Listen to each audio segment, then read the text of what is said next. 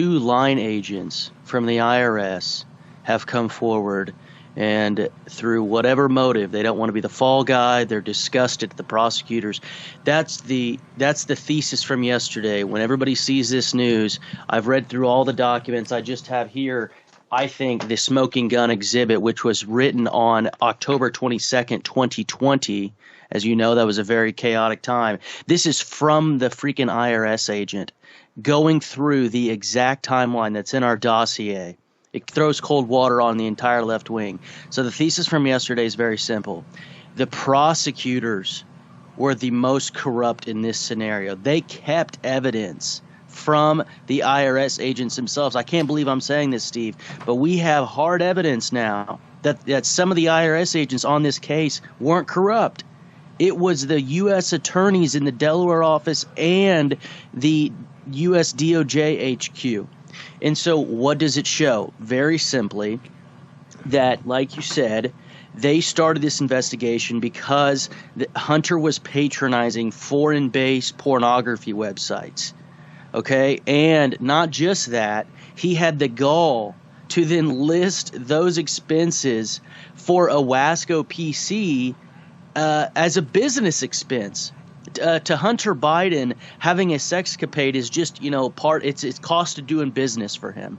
And so obviously this is illegal, a federal felony, but he's going to get away with a misdemeanor. And what is so heartening to me is that some people are coming forward who were on the case. So Kevin Morris, Abby Lowell, Chris Clark, and these smear merchants, Steve, they're not going to be able to say, oh, this is just Garrett Ziegler spouting off. This is the dude who is on the case. I have Exhibit 6 in front of me. U.S. Attorney in Delaware was not only cowardly, but he was shot down when he requested to bring charges against Hunter in the Central District of California and the District of Columbia, run by Matt Graves, that lovely U.S. attorney there.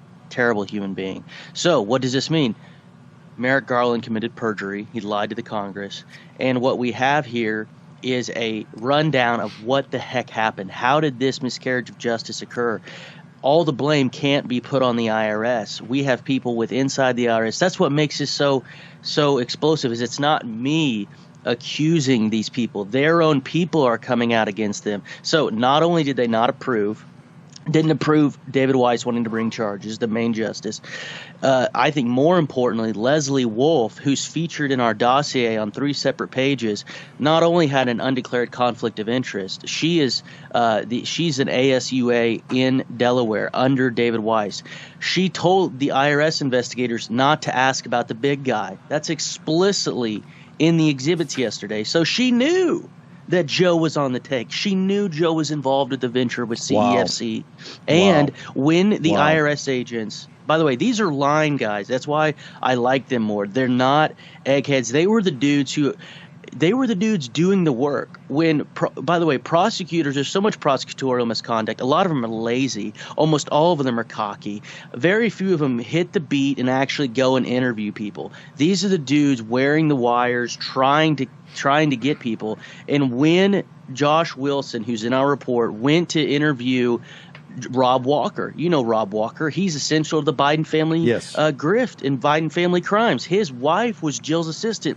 When they had him on tape asking about the CEFC deal, Leslie Wolf, mid-interview, cut the IRS agents off and said, we're not going to talk about Dad. So they knew that the big guy is Dad, that Jimmy, the lovely younger brother of the president, I'm being facetious, was named Uncle. So Hunter Biden's code name is Sportsman.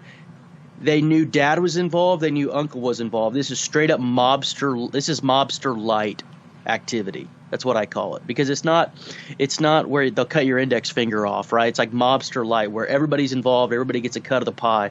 And what we're just digging our teeth in now is the U.S. prosecutors. Did you know, Steve, that the guy who signed off on the plea deal for Hunter was the right-hand man to Louis Freeh, who himself is implicated in the Biden laptop? Derek Hines, and Mike Davis had a great point about this on Twitter. He found this. Derek Hines was the right-hand man to Louis Freeh. So Hunter had it in the entire time. So the picture that's emerging through the documents yesterday and through the primary source material. Named Leslie Paula Frieder Wolf. She is married to Dr. Dan Wolf, who, by the way, she had an undeclared conflict of interest. Her husband worked at Penn at the exact time Joey was an unregistered foreign agent for CFC. She should have recused herself.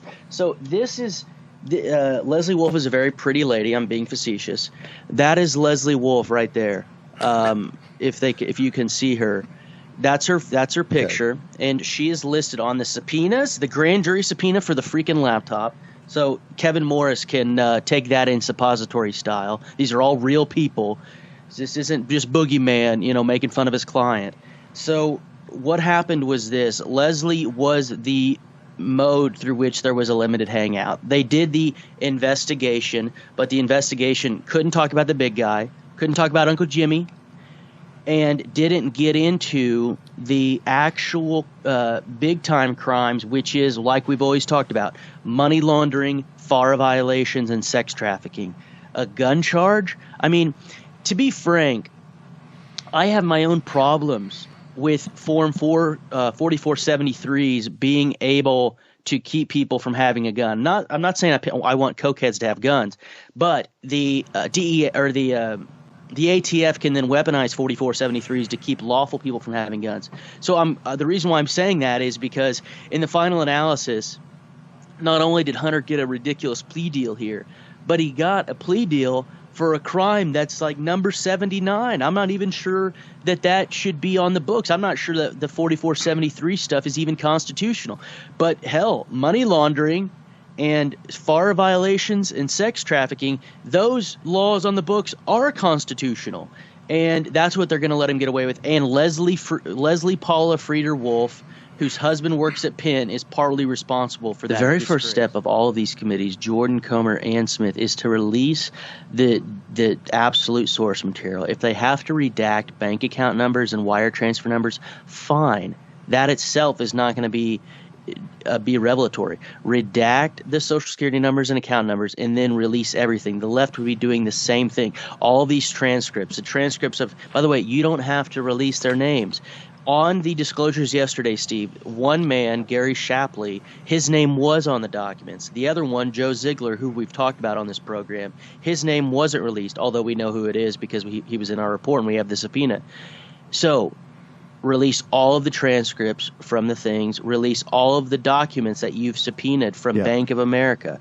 That's step one, and then we can get further down the road. But MarcoPoloUSA.org has all of our social media, all of our research, and if they click Biden laptop, very first link there, they can see a totally free copy, online version of our dossier, 644 pages. We have a donor has $1,000 bounty for any material corrections. Not one left-wing pissant has come forward with one material correction.